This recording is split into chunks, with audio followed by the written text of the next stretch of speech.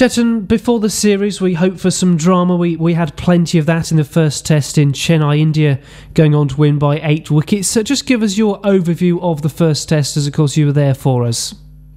Well, John, I think India enjoyed a good victory, and when I say good victory, it's in the sense that they haven't had a very good last couple of years. Obviously, they won the series against New Zealand, but again, when you talk about Test cricket nowadays, it's all about beating the top teams. And England and Australia are the two top teams, along with South Africa and probably Pakistan and Sri Lanka. So these are 5-6 teams there which are at the top of the Test cricket ladder. And against Australia, England, India have really struggled in the last couple of seasons. Australia themselves are on a bit of a downturn. They're rebuilding, but again, they're very strong at. And just because they're missing Ricky Ponting and Michael Hussey, probably that's the reason why they have a very weakened batting lineup this time around on tour. But still, they are a top side, an aggressive side. So yes, it's a very good win for Indian cricket in that particular context. They did win against England at Ahmedabad as well. I thought that was a better win because it came on a tougher pitch. But then again, that series went downhill from there onwards. So there is a case for marking against complacency in this particular Test series. As far as talking the details about this particular match at Chennai is always a fantastic ground to play Test cricket, to watch Test cricket.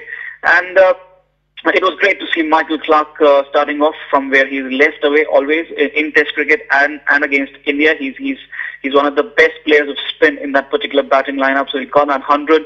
But I thought the best part about Australia in this particular Test match was the arrival of Moses Henriques on the Test scene. As Michael Clarke pointed out in the press conference, he's somebody who's come across, just climbing through the domestic cricket ladder in Australia in their particular scene. So it's really good to see some youngster who's been playing List A cricket, who's been playing T20 cricket, who's been playing the IPL, and obviously playing first-class cricket back at home in Sheffield Shield. And he's just come through the ranks, and now he's doing well in Test cricket. Mind you, India is not the easiest of places to make your Test debut in. And the way he batted, obviously he's not really fleet-footed against spin as Michael Clarke is. But the way he batted, he was willing to go forward, he was willing to stay, he was willing to grind out and score runs. So that was the best part about his innings. And I think that is the most positive thing for Australia in this particular Test series. Apart from that, I thought their team selection didn't really, induce any confidence going into the Test match. We saw England make the same mistake going into just the one spinner in the first Test.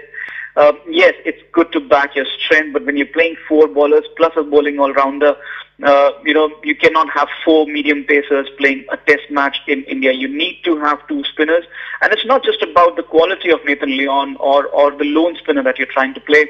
It's about sharing the load. Nathan Lyon was struck for 200 runs in this particular Test match in just the one innings. So that says a lot about the amount of pressure on his bowling alone. So if you have 2 spinners, I'm not saying they'll go for 100 runs each. I'm just saying that it shares the load. Probably you'll have more quality. Probably you'll have more variation in your attack. So you cannot go in with 5 bowlers and just play the one spinner. Probably 4 bowlers only, then maybe you can go in with 1 spinner. But Australia hedged their bowling attack by playing Moses Henriques. And obviously this is a conundrum going ahead for the second Test, but more about that later. We have to talk now about the Indian team. And, for once, everything clicked. And when I say everything, I'm just mean the bowling, the fielding, and the batting. There were particular individuals in the side who stood up, put their hand up. I thought Cheteshwar Pujara and Sachin Tendulkar had an immense partnership at the right time. Sachin Tendulkar played absolutely positively. I haven't seen him play like that in the last 1.5 years. After the World Cup at least, he was very positive, was playing attacking shots as soon as he came to the crease. Virat Kohli just carried on from where he left off in Nagpur against England, and that is very heartening to see from an Indian point of view, because this is the man, along with Cheteshwar Pujara, who has to score runs for India in Test cricket from here on in. and they have to score runs very, very consistently. Mahendra Singh Dhoni coming at number 6 has been a revelation, and the way he came in, I think he played an innings of contrast from his last test match. He got a 99 there, he got a double 100 here, and the way he came in and charged and started hitting runs, that was a very, very crucial spell, because James Pattinson was bowling very, very well. Nathan Lyon was on top, and he had got Sachin Tendulkar out just then, and he just changed the game entirely. And to get a double 100 in less than 3 sessions, and it was a magical day of Test cricket. It was a magical day of cricket on Sunday for a full house at the M.H. Chidambaram Stadium in Chennai. And, MS Dhoni has had to score runs probably because he's now batting a spot higher at number 6. Ravindra Jadeja is at number 7 or 8, and his batting doesn't inspire that much confidence. But again, MS Dhoni was monumental, and as was R. Ashwin, 12 wickets in the match. He did so against the Kiwis in Hyderabad as well. The England series was a bit of an off turn for him, but again, the Indian cricketers were very, very eager to do well in that particular Test series. Ashwin is a bowler who has a lot of variations, but what he needs is a consistency of line and length in his bowling, and that was coming through. You can always have variations, but you need to be consistent in your line and length, and then you can go about experimenting. And again, the second innings was a bit of a collapse. It was always on the cards. India had taken a huge lead. Victory was always on the cards, but Australia will want to think about their batting order, their bowling combination in the second test. I think they were beaten comprehensively by India in this first test match. They certainly were, and you mentioned there Sachin Tendulkar, Virat Kohli, Mahendra Singh Dhoni getting runs, and I wanted to sort of ask you about how important it was for those to get runs, because Dhoni certainly has been under pressure, people saying he shouldn't be captain, people saying he shouldn't be playing. Tendulkar, given the fact that he hadn't scored runs for a long period, was under a little bit of pressure, and it was very important for them to, as you say, sort of stand up and be counted.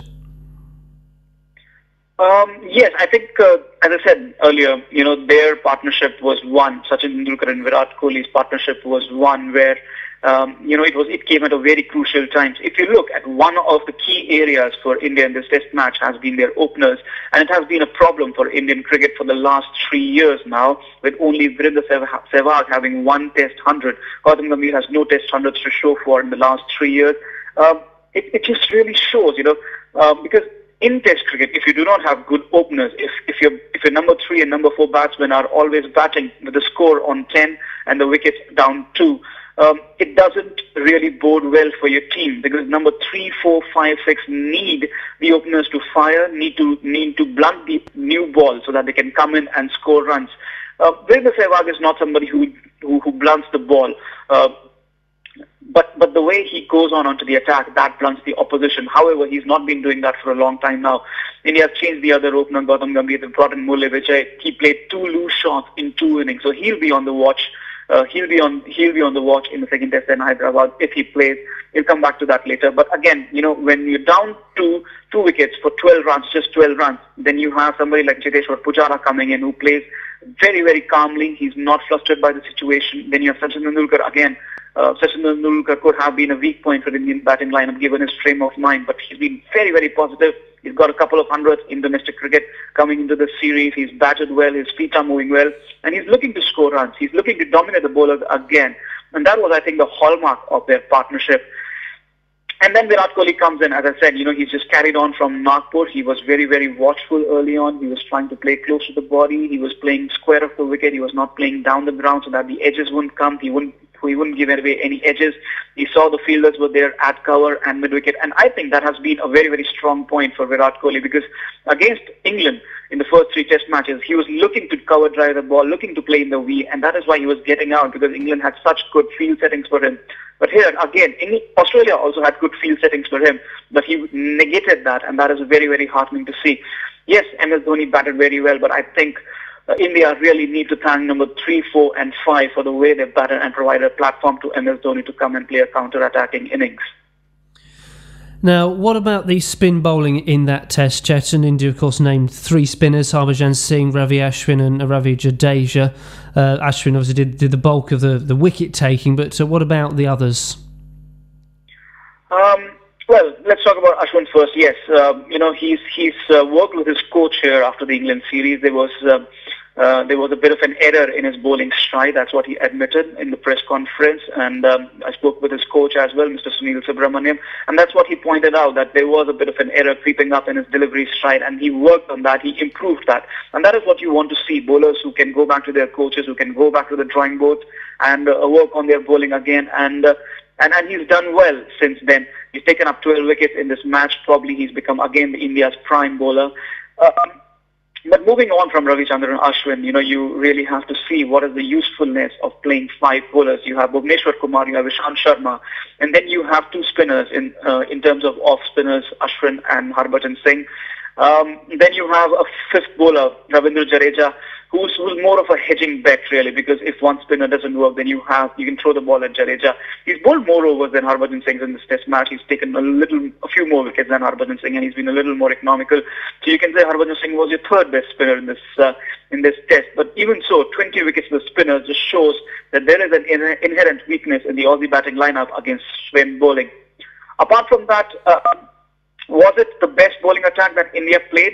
I think India has become comfortable with the fact that Dhoni bats at number 6 and Jadeja plays as a hedging bet for their bowling in terms of 5 spinners. He does that because probably he doesn't have the strike force of somebody like Zahir Khan anymore, so he has to rely on his slow bowlers.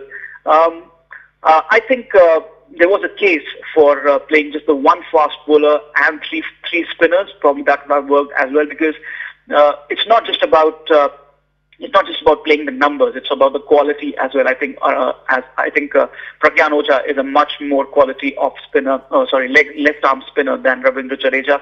And then playing 4 bowlers with 3 spinners and one paceman with Bhuvneshwar Kumar, who can also bat a bit. Ishant Sharma, I don't think he was of any particular use in this particular test match.